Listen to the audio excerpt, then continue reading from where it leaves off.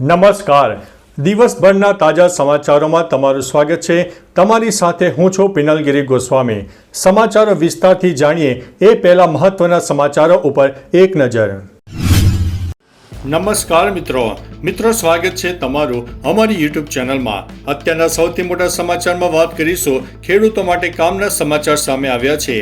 કેન્દ્રીય કેબિનેટની બેઠકમાં ખેડૂતોને મોટી ભેટ. 14 ખરીફ પાકની એમએસપીમાં સરકારે કર્યો છે વધારો. નાઇજર સીડમાં 820 રૂપિયા, રાગીમાં 596 રૂપિયા, કપાસમાં 589 રૂપિયા, તલના એમએસપીમાં 579 રૂપિયા પ્રતિ ક્વિન્ટલ વધારો કરવામાં આવ્યો છે. મિત્રો, અન્ય મહત્વના સમાચારની વાત કરીએ તો 29 મેના રોજ સરકારના આદેશ મુજબ મોક ડ્રીલનું આયોજન કરવામાં આવ્યું છે. સરકારે 4 રાજ્યોમાં જેમાં જમ્મુ અને કાશ્મીર, પંજાબ, રાજસ્થાન અને ગુજરાતમાં મોક ડ્રીલ કરવાનો આદેશ આપ્યો છે. આ 4 રાજ્યોની સરહદો પાકિસ્તાન સાથે જોડાયેલી છે. મિત્રો, અન્ય મહત્વના સમાચારની વાત કરીએ તો ચૂંટણીને લઈને મોટા સમાચાર સામે આવ્યા છે. રાજ્યની 8,326 ગ્રામ પંચાયતની ચૂંટણી જાહેર થઈ છે. 22 જૂનના રોજ ગ્રામ પંચાયતની ચૂંટણીનું મતદાન થશે.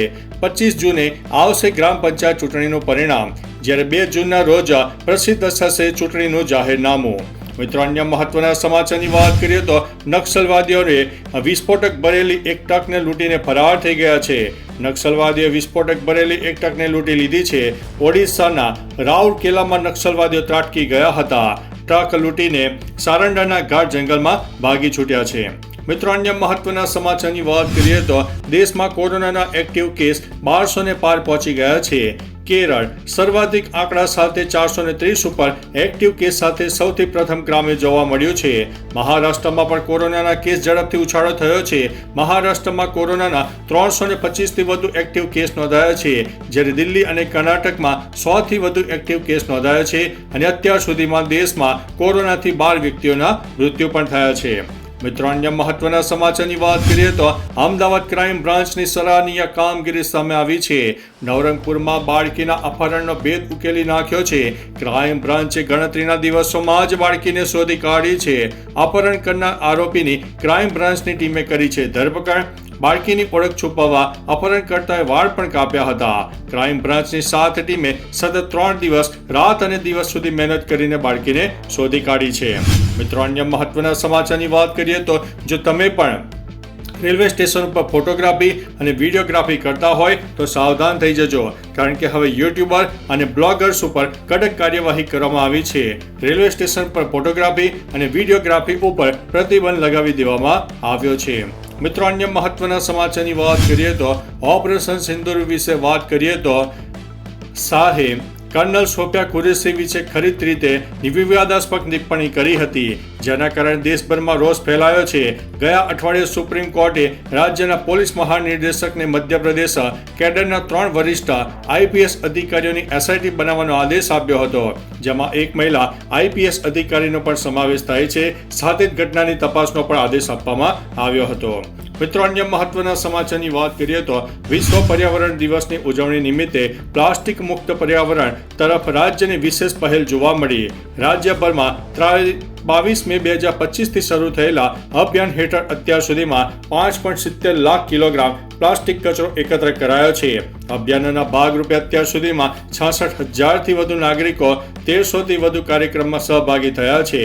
વૈશ્વિક સ્તરે પ્લાસ્ટિક પ્રદૂષણનો અંત આવ્યો છે અને થીમ સાથે 22 થી 5 જૂન 2025 સુધી અભિયાનનું આયોજન છે. અભિયાનને સફળ બનાવવા માટે વન વિભાગ, જીપીસીબી અને જેમી સહિત વિવિધ સંસ્થાઓ પણ સહભાગી થઈ છે. મિત્રો, અન્ય મહત્વના સમાચારની વાત કરીએ તો પાટણમાં ચોંકાવનારી ઘટના સામે આવી છે. ફિલ્મ જોયા બાદ ઘડાયેલા પ્લાન અનુસાર આધેડની હત્યા કરવામાં આવી છે. ગુનાને અંજામ આપીને મૃતદેહને સળગાવી દેવામાં આવ્યો હતો. મિત્રો, અન્ય મહત્વના સમાચારની વાત કરીએ તો સુરતથી સૌથી મોટા અને દુઃખના સમાચાર સામે આવ્યા છે. સુરતમાં માવઠાને કારણે ખેડૂતોને નુકસાન થયું છે. વરસાદમાં ખેડૂતોનો ડાંગર જે પાક હતો તે નુકસાને ચડ્યો છે. માવઠાના કારણે ખેડૂતોના અનેક પાકને નુકસાન થયું હોવાના સમાચાર સામે આવ્યા છે. મિત્રો, અન્ય મહત્વના સમાચારની વાત કરીએ તો સુરતમાં કરોડોના હીરાની છેતરપિંડીના કેસમાં દલાલને ઝડપી પાડવામાં આવ્યો છે. 20 થી વધુ વેપારીઓ પાસેથી 6.21 કરોડનો માલ લઈને ફરાર થઈ ગયો હતો.